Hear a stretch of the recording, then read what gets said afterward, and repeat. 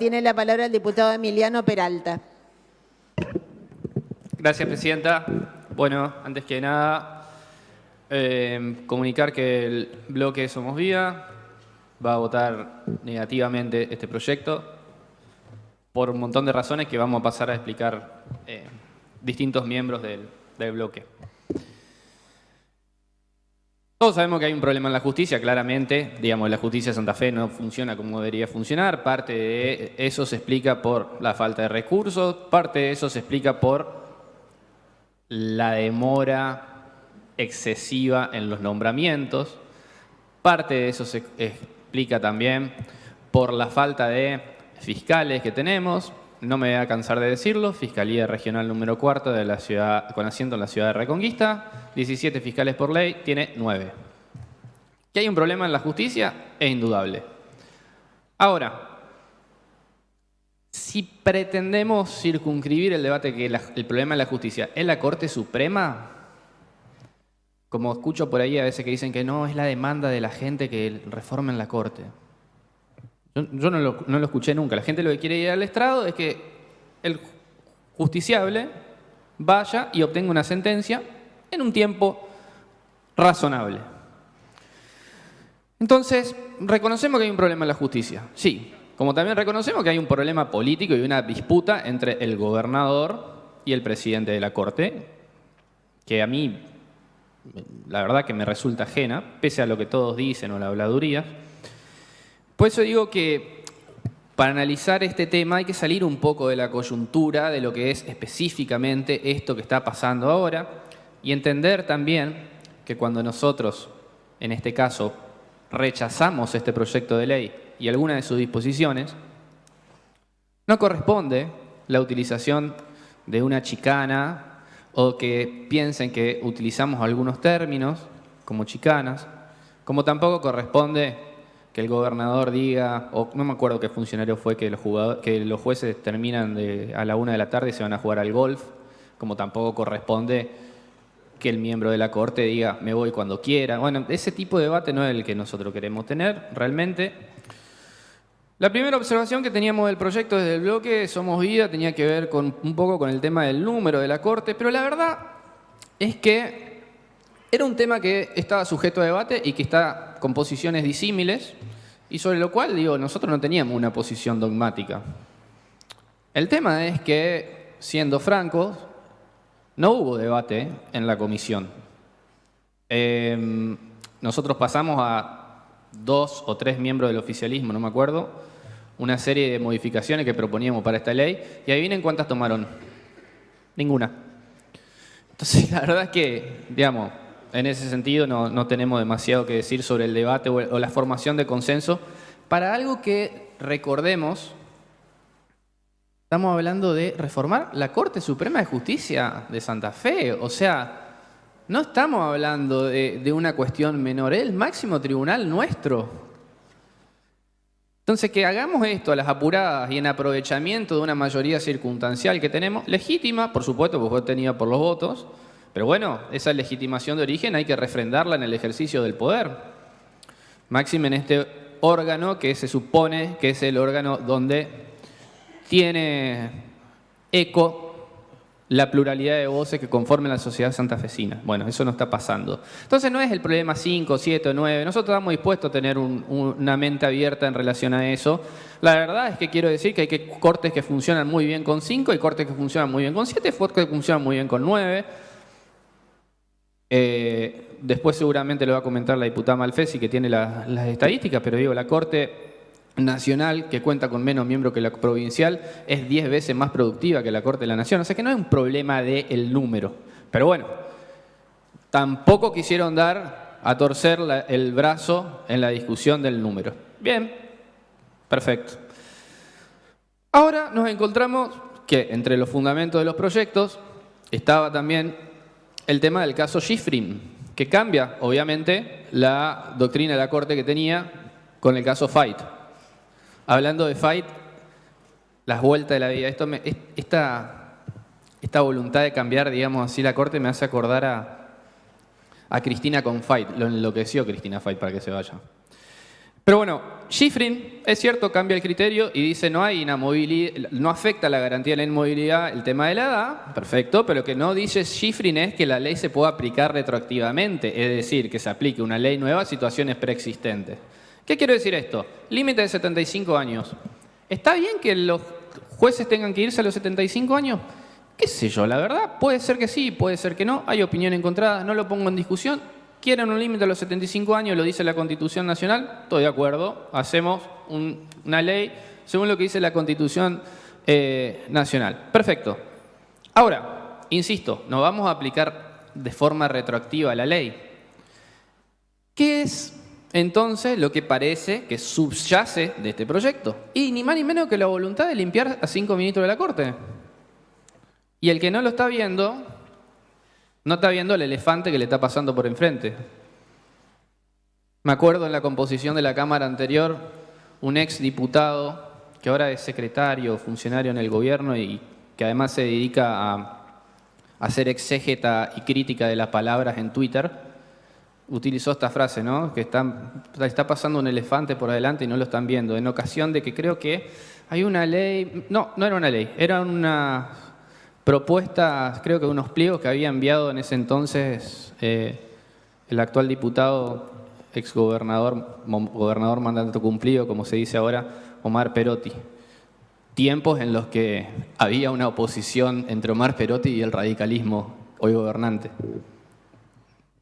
Tiempos muy distantes parecieran. Bueno, en ese momento dijo así aquel funcionario, ¿no? Está pasando el elefante por delante y no lo ven. Por eso yo le digo a esta ley, la bauticé intrabloque como la ley filo, porque es la ley que nos pone al filo de la institucionalidad.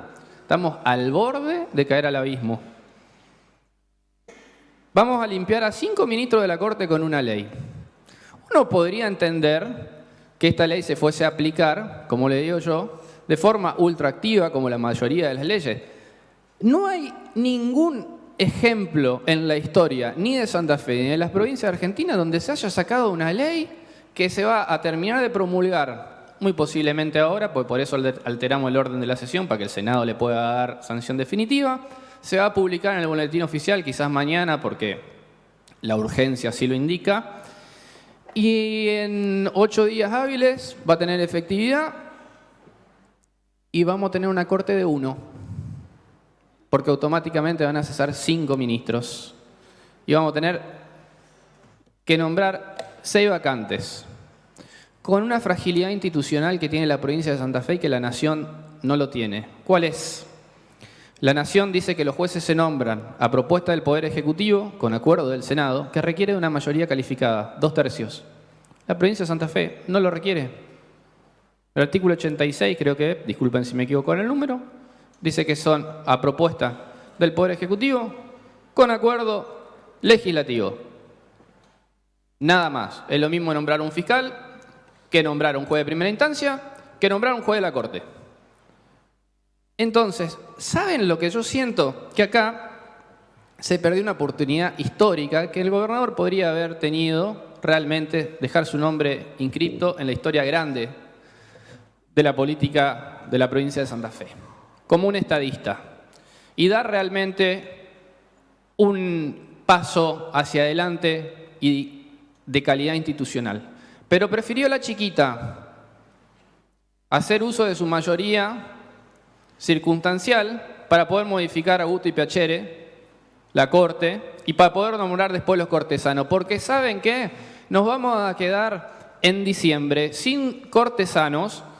¿Y qué dice, a diferencia también la Constitución de la provincia, que no tiene la Constitución de la Nación? En la Nación se puede hacer nombramientos en comisión, pero nosotros no tenemos esa posibilidad. Entonces se va a nombrar, el gobernador va a nombrar jueces, ministros de Corte, que no van a tener acuerdo legislativo sino hasta el 2 de mayo del año que viene. Esa es una opción. Y la otra opción, si no hace eso, ¿qué vamos a estar hasta el 2 de mayo con un solo juez? Que es el único que no cumple. Entonces, ¿qué le propusimos nosotros? Porque no somos tan jodidos como nos quieren hacer ver.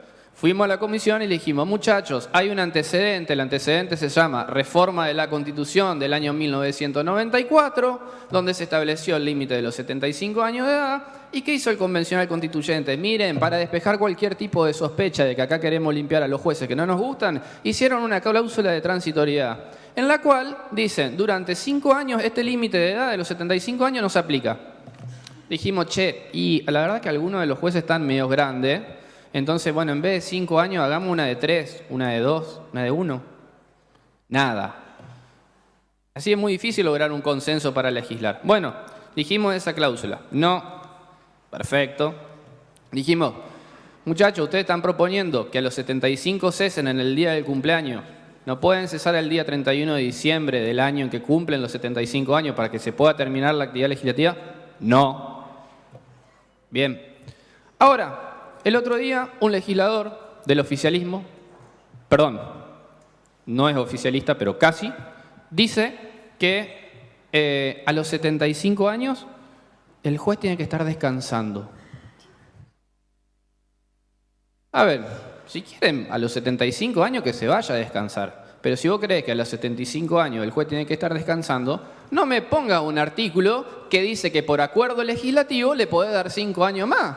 Porque o el juez está gagá y no puede estar en el escritorio, o sigue siendo plenamente capaces. Entonces, ¿qué es lo que hacemos nosotros? Le decimos, no, señor, usted a los 75 se tiene que ir, el día de su cumpleaños. Ahora, si rosquea bien con la legislatura, se queda 5 años más. Y esto no lo digo yo, esto es más viejo que, no sé, que el viento. Le voy a leer, permiso, presidenta, para leer algo que dijo Joseph Story, 1843.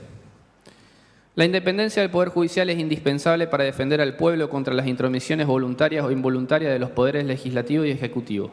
Si los jueces son nombrados por cortos periodos, ya sea por el Departamento Legislativo o por el Ejecutivo, serán ciertamente dependientes del poder que los nombra. Si desean tener un cargo o conservarlo, estarán dispuestos a seguir en el poder predominante en el Estado y a obedecerlo. 1787, Convención de la Constituyente de los Estados Unidos. James Wilson, representante del Estado de Pensilvania. La servil dependencia de los jueces que son designados y quizás redesignados, después de 5 o 7 años, como ocurre en los estados que no han adoptado prudentemente previsiones en este aspecto, pone en peligro la libertad y la probidad de los ciudadanos. Ustedes me dirán, che, siglo XIX, muy viejo. Bien, perfecto, vamos a este siglo. Y en este siglo nos vamos a encontrar con un informe de la Comisión Interamericana de Derechos Humanos del año 2013 que se llama Garantía para la independencia de las y los operadores de justicia hacia el fortalecimiento del acceso a la justicia y el Estado de Derecho en las Américas. ¿Qué dice el informe de la Comisión Interamericana de Derechos Humanos? Básicamente lo que dice el informe es que estas previsiones de revalidar por 5 años más con acuerdo legislativo o de poder ser reelectos, como pasa, por ejemplo, en Costa Rica. Hablando de Costa Rica, también les recomiendo que lean el informe de la Comisión Interamericana de Derechos Humanos del 2012, en el caso de Fernando Cruz Castro, para que vean lo que hace esto de poder revalidarles el título. Bien, ¿qué dice la Comisión entonces?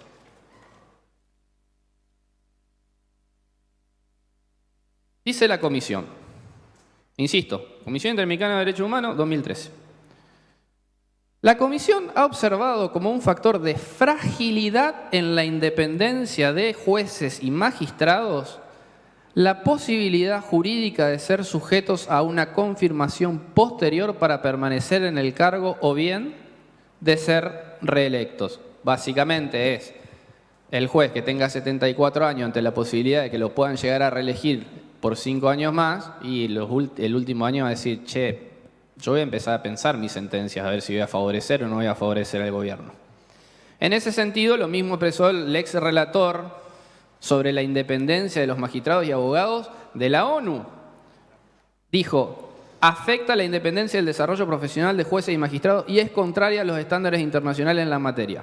Vuelvo al informe de la Comisión, textual. Al respecto, la Comisión Interamericana de Derechos Humanos considera que es preferible que las y los operadores no estén sujetos a procedimiento de reelección o ratificación, especialmente cuando la posibilidad de confirmar en el cargo o no al operador de justicia puede ser discrecional. La Comisión considera que además de lo problemático que podría resultar la discrecionalidad en un sistema de reelección o ratificación, un operador de justicia que pretenda ser reelegido o ratificado corre el riesgo de comportarse de tal modo que obtenga el apoyo de la autoridad encargada de tal decisión o de que su comportamiento se perciba de este modo por los justiciables. Porque no solo hay que ser, sino también parecer. Bueno, le dijimos, muchachos, saquen los 5 años para ser reelectos. No. La verdad que difícil.